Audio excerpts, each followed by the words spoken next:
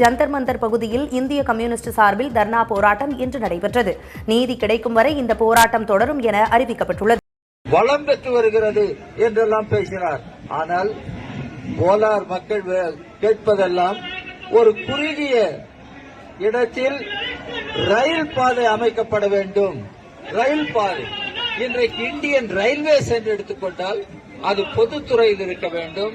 அரசே பொறுப்பெடுத்து ரயில் தளவாடங்களை அமைக்க வேண்டும். மக்களுக்கு போக்குவரத்து வசதிகளை பெருக்க வேண்டும் என்றுதான் நாம் கேட்டுக் கொண்டிருக்கிறோம். ஆனால் இன்றைக்கு ரயில்வேவை கூட இன்றைக்கு தனியார் மயமாக்குகிற ஒரு மூர்க்கத்தனமான காரியத்தை மோடி அரசாங்கம் செய்து கொண்டிருக்கிறது. எனவே தோழர்களே, நீங்கள் எல்லாம் கோலாரிலிருந்து வந்திருக்கிறீர்கள். ஒரு நியாயமான கோரிக்கைக்காக வந்திருக்கிறீர்கள்.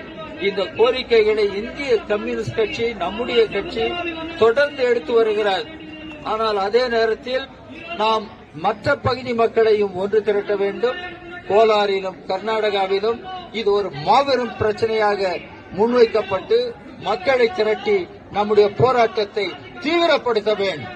டெல்லி தலைநகரத்தில் பாராளுமன்றத்தில் நம்முடைய குரல் எழும்ப இருக்கிறார். நம்முடைய பாராளுமன்ற உறுப்பினர்கள் டெல்லியில் பாராளுமன்றத்தில் இந்த பிரச்சனையை முன்வைப்பார்கள். அதே போல பாராளுமன்றத்துறை அமைச்சர் தான் இன்றைக்கு சுரங்கத்துறை அமைச்சராகவும் இருக்கிறார், பிரகலாத் ஜோஷி. அவருக்கு தெரிந்திருக்க வேண்டும் கர்நாடகாவில் கோலார் தங்கவயல் எவ்வளவு முக்கியமானது என்பதை அவர் அறிந்திருக்க வேண்டும். கோலார் தங்கவயலை பற்றி நான் அதிகம் அறிவேன். அங்கு தமிழ் பேசுகிற மக்கள் இருக்கிறார்கள், கன்னடா பேசுகிற மக்கள் இருக்கிறார்கள். இன்னும் சொல்ல போனால் தலித் மக்கள், இன்றைக்கு ஒடுக்கப்பட்ட மக்கள் அதிகமாக இருக்கிற இடம் கோலார்.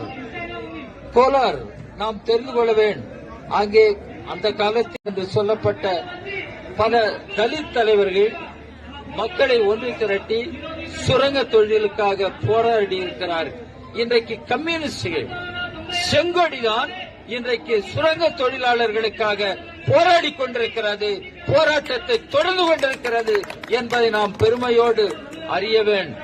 செங்கொடி இயக்கம் வலுப்பெறுகிற பொழுதுதான் தொழிலாளர்களின் நியாயங்கள் வெற்றி பெறும் என்பதை நாம் உணர வேண்டும். இதை நாம் உணர்த்தியாக வேண்டும். இன்றைக்கு பொம்மை அரசாங்கம் ஒரு பொம்மை அரசாங்கமாகவே இருக்கிறது. அது வெறும் பொம்மை அரசாங்கம். அது ஏதோ செயல்படுகிற அரசாங்கமாக நாம் கருத முடியாது. அதே போல இன்றைக்கு மோடி அரசாங்கம் ஒரு மூர்க்கத்தனமான அரசாங்கமாக, ஒரு வன்மம் கொண்ட அரசாங்கமாக இருக்கிறது.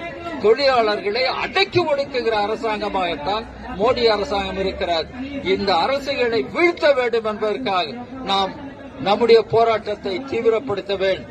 கோரிக்கைகளுக்காக நாம் போராடுகிறோம். இந்த கோரிக்கைகள் வெற்றி பெற வேண்டுமானால் உண்மையில் இன்றைக்கு இருக்கிற அதிகாரத்திலிருந்து பொம்மை அகற்றப்பட வேண்டும், மோடி அகற்றப்பட வேண்டும். அதற்கான முறையில் நம்முடைய செயல்கள் அமைய வேண்டும் என சொல்லி, நீண்ட தூரத்திலிருந்து நீங்கள் வந்திருக்கிறீர்கள். உங்களுடைய உணர்வை இன்றைக்கு இந்திய கம்யூனிஸ்ட் கட்சி போற்றுகிறது, பாராட்டுகிறது. அனைவரும் இளைஞர்கள். இன்றைக்கு நீங்கள் இந்த பிரச்சனையை எடுத்திருப்பதால் இந்த வெற்றி என்பது உறுதி என்பதை நான் உங்களுக்கு சொல்ல கடமைப்பட்டிருக்கிறேன். கோலார் மக்கள், கோலார் பகுதி முன்னேற வேண்டும் என்பதற்காக செங்கொடி இயக்கம், நம்முடைய கம்யூனிஸ்ட் இயக்கம் தொடர்ந்து பாடுபடும் என்பதை டெல்லியில் வந்து நீங்கள் உணர்த்தி இருக்கிறீர்கள். உங்களை இன்னொரு முறை நான் பாராட்டுகிறேன். தலைநகரத்தில் நீங்கள் எழுப்பியிருக்கிற குரல் அங்கே பெங்களூர் தலைநகரத்திலும் கர்நாடக மாநிலம் முழுவதிலும் ஒலிக்க வேண்டும். பொம்மை அரசாங்கத்திற்கு ஒரு சிம்ம சொப்பனமாக நம்முடைய போராட்டம் அமைய வேண்டும் என்பதை சொல்லி உங்களை எல்லாம் வாழ்த்தி நான் முடிக்கிறேன். நன்றி, வணக்கம்.